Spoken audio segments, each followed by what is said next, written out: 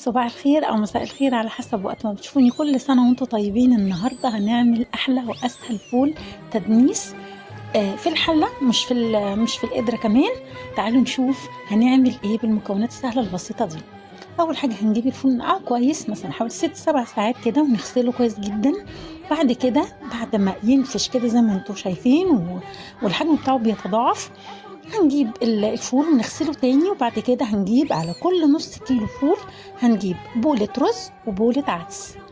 أول حاجة بقى هنجيب المية السخنة وهنحطه على الفول، بعد كده نحطه على النار، وأول ما يغلي هنوطي عليه زي ما انتم شايفين.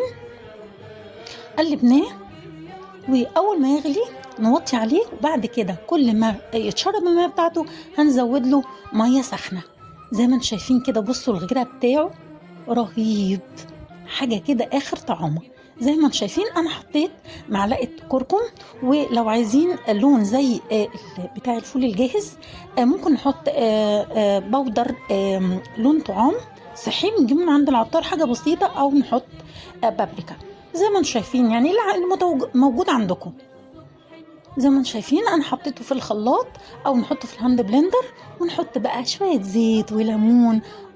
ممكن نحط بقى ايه شويه طحينه كده حلوين، شطه، ملح. بصوا زي ما انتم شايفين حاجه كده عظمه، اخر طعم. كل سنه وانتم طيبين.